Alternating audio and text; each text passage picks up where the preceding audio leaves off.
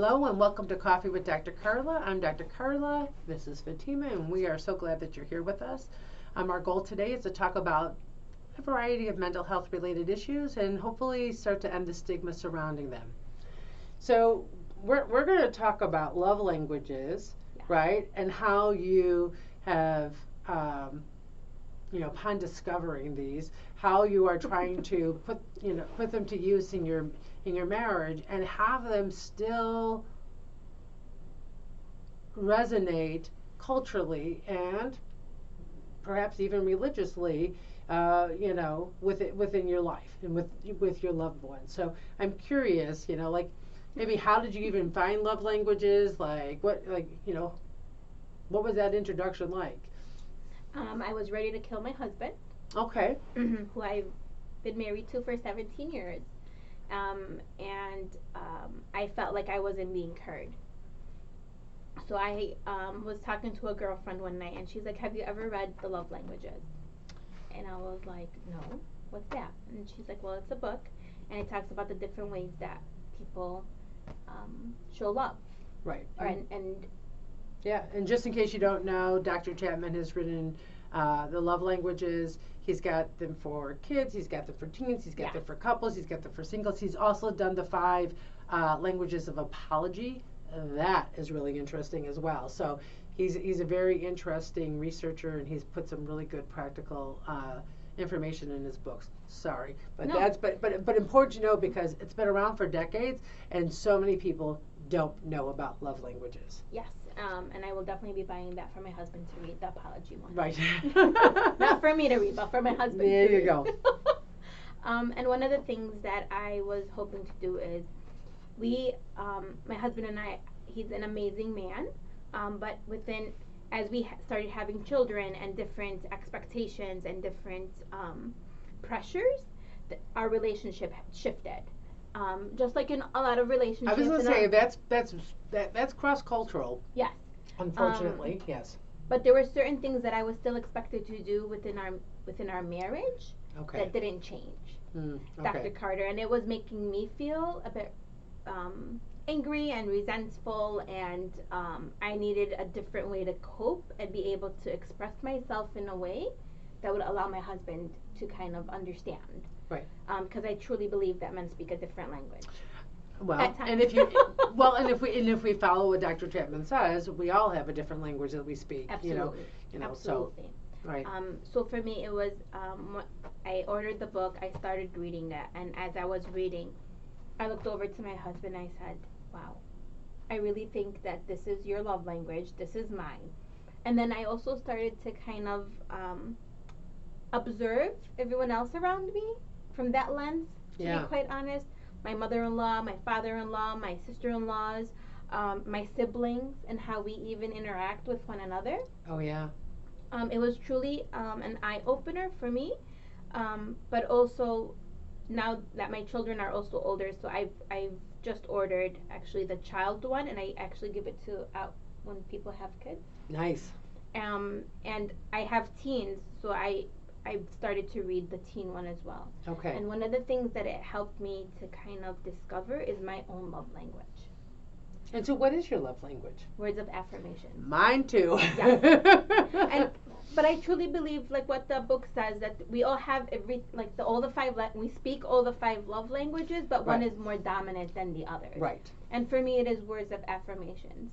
And I find that for my boys, it's acts of service. Okay. My daughter was words of affirmation. But there's just so many other things within the book that teaches you to just take a second to self-reflect. Yeah. And I think that's what kind of was the big piece for me, is to take a second and just look at someone from a different perspective and from a different lens. So I'm curious, what was your husband's love language? Acts of service. Acts of service. Okay, so you want words of affirmation, and he's like, I'm going to show you I love you by going to work. Doing this. Yeah. Picking up the laundry. When we were living alone, when we had our own place, doing the dishes once in a while without me asking. Right. Coming home and having him pop a pizza in the oven. Right. cooking is still, we're working on that. So I'm sure there are many women out there who are like, oh my gosh, if my husband did any of those, that'd be awesome. We're not saying those aren't kind acts, right. But the key with love languages is that our love tanks get filled up in certain ways. Yeah. So he thinks he's showing you love by doing these things, and you think you're showing him love by the words you speak. Yeah. And unfortunately, neither one of your love tanks are being filled up because you need different things. Yes. So not only do we have to understand what our love language is, but how to speak somebody else's love language. Because Absolutely. For your husband, serving him is how he's going to feel like he's loved.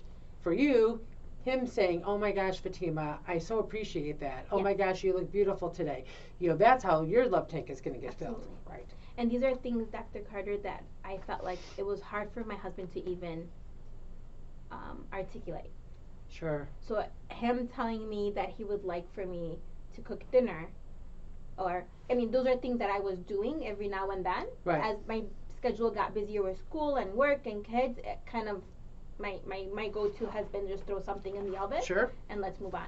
But to just sit there and just cook something and then sit with him and spend quality time together. Yeah. So that was his second. So the first one was acts of service. The second one was quality time. Okay. Yeah.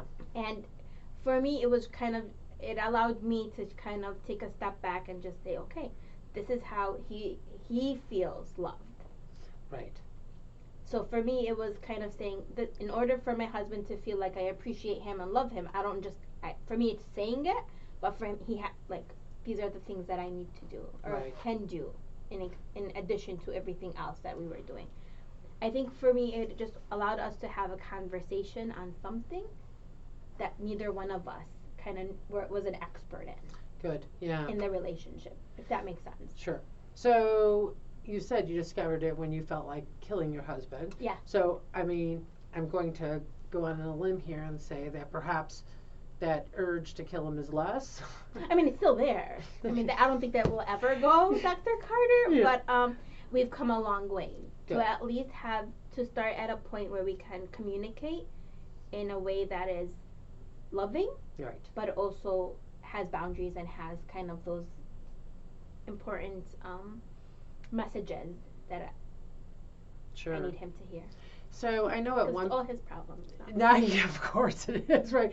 I know you were also sharing at another time about, that, for instance, your mother-in-law really,